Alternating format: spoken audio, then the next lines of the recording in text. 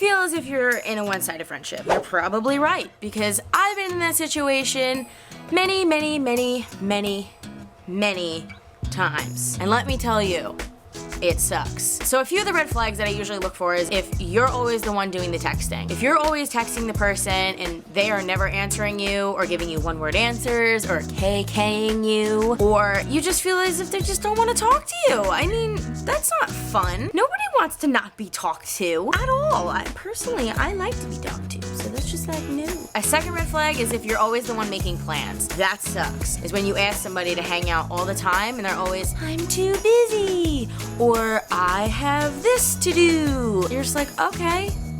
You want to let me know when you are free? And then you see them post on Facebook or Twitter that, oh my god, I'm so bored, or I just went out with this other person, and blah, blah, blah. And you're just like, well, okay. So you feel as if you're, you know, left out in the cold and you're just kind of like, blah, in the wind. And you feel as if you are the only one putting in any effort into a friendship. Just an FYI, friendships are a two-sided street.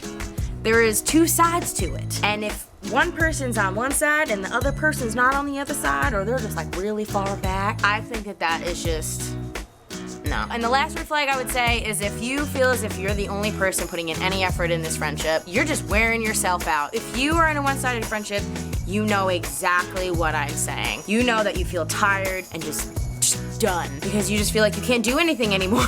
So my advice would be is if you feel as if you're in a one-sided friendship, talk to the person. In some cases that I've been in, it is not always directly related to you. There could be other things going on in your friend's life, or there could be other things, you know, school related, family related, other friend related, boyfriend related, girlfriend related. There could be something else going on that you don't know about, and you don't want to add to their stress by saying, you're not talking to me, because then that could just end up furthering the friendship, because when somebody has a lot going on, they don't need other things on top of it. So if it'll be like a layered cake.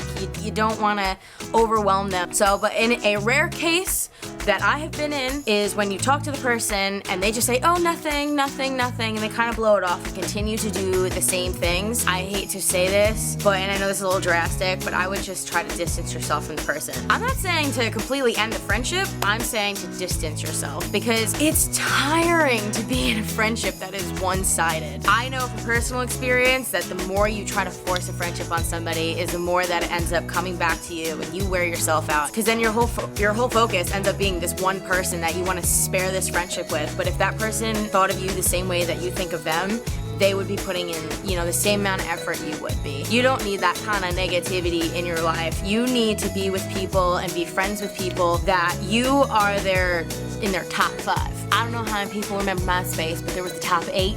So I think that you need to be in like the top 8.